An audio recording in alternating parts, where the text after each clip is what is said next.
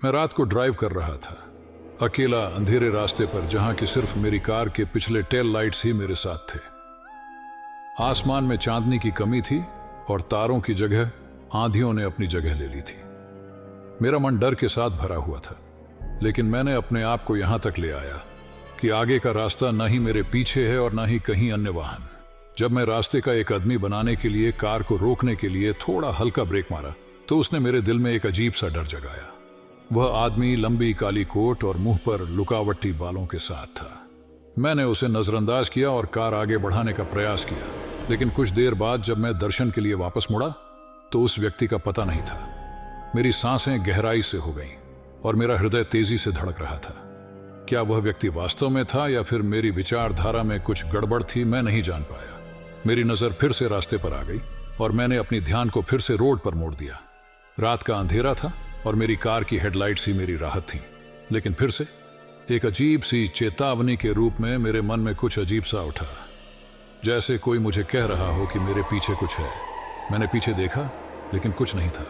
मेरी धड़कनें तेज हो गईं और मैंने अपनी कार को और भी तेज किया, लेकिन जैसे ही मैं बढ़ता गया मेरे सामने रोड पर कुछ अजीब सा आ गया। ये एक विचित्र चीज थी, कुछ ऐसा जो न तो मैंने कभी देखा था और न ही सोचा था। ये कुछ बिल्कुल हमारी दुनिया से अलग था। वह दिखाई नहीं दे रहा था, बल्कि सिर्फ एक धुंधला आभास था। मैं थम गया। क्या यह मेरे दिमाग की भ्रांति थी या कुछ और? मैंने कार को रोका और धीरे धीरे आगे बढ़ा। मेरा दिल गहराई से धड़क रहा था और मैं आत्मसमर्पण का अनुभव कर रहा था। फिर वह चीज मेरे पास आई। यह कुछ ऐसा था जिसे मैं कभी नहीं भूल सकता।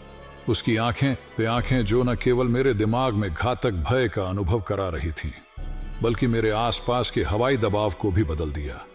मैंने चिल्लाया। मेरी आवाज केवल रात की खामोशी में खो गई। वह चीज मुझे देख रही थी और मेरे अंदर का डर और भी बढ़ा रहा था। मैंने कार को और भी तेज किया, लेकिन वह चीज मेरे साथ ही रही। मेरी धड़कनें गति से तेज हो गईं और मेरा सिर चकरा रहा था। फिर एक चीज ने मेरी दिमाग को धमकाया। कार का इंजन अचानक बंद हो गया। मेरी आवाज की गूंज रात के अंधेरे में ही गुम हो गई। मैं अपनी कार को फिर से चलाने का प्रयास करता हुआ था, लेकिन कुछ नहीं हो रहा था। मैं अकेला, डर और बेहाल उस चीज के खिलाफ अयोध्या के समीप खड़ा था। वह अब मेरे पास आ रहा था और मैं कुछ नहीं कर पा रहा था। मेरे दिल ने यह आदेश दिया कि भागो, लेकिन मेरे पैर जैसे जम गए हों। और फिर अचानक सब कुछ ठहर गया। सारे अंधेरे आसमान में चमक उठी और मेरी आंखों के सामने सब कुछ स्पष्ट हो गया। मैं उस चीज को अब समझ रहा था। वह चीज एक चुड़ैल थी। उसकी हालत खराब थी, उसका चेहरा भयंकर था और उसकी आंखें हमेशा मेरे ऊपर थीं। मैंने उसे देख लिया था और वह मुझे बाहों में लेने के लिए आ रही थी। मैंने धीरे से पीछे मुड़ा, लेकिन कार कुछ नहीं हो रहा था। मेरा होश चला गया था और मैं अब सिर्फ उसी चुड़ैल के आगे आधा अकेला था। और फिर एक अचानक ध्वनि आई, एक गहरी भयानक गर्जन। मैं चिल्लाया और उसे फिर देखा। वह अब मेरे सामने थी, मेरे बारे में चिल्ला रही थी। मैं उसे देखने की कोशिश कर रहा था, लेकिन मेरे होश चले गए थे। और फिर मैं नीचे देखा। मेरी कार के अंदर उसी चुड़ैल की प्रतिफलक थी। वह मुझे अब अपने बाहों में लेने के लिए उत्सुक थी। मैंने कोशिश की कि कार को फिर से चलाऊं, लेकिन कुछ नहीं हो रहा था। मैं नीचे झुका और उस चुड़ैल के आगे बेहोश हो गया। फिर बारिश शुरू हुई। एक तेज तार ने मेरे सामने गिरना शुरू किया और उस चुड़ैल को चिर कर दिया। मेरी आंखें खुलीं और मैं अपने बिस्तर पर था। मेरा दिल तेज धड़क रहा था और मैं पसीना में लिपट गया था। क्या वह सब कुछ एक सपना था? मैंने अपने आसपास देखा, लेकिन सब कुछ ठीक था। मैं बाहर निकला और उस चुड़ैल की ओर देखा। वह अब गायब थी और मेरी कार भी। मैं चौंक गया।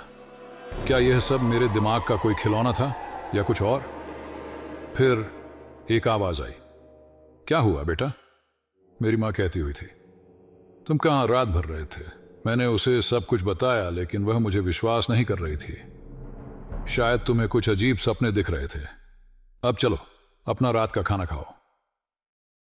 मैं वापस अपने घर में चला गया, लेकिन उस रात के घटनाक्रमों को भूल नहीं पाया।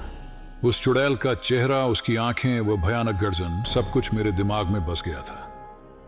कभी कभी जब मैं रात को अकेले रास्ते पर ड्राइव करता हूं, मुझे लगता है कि वह चुड़ैल फिर से मेरे पास आ रही है और मैं वहां बस डर के साथ लड़ता हूं।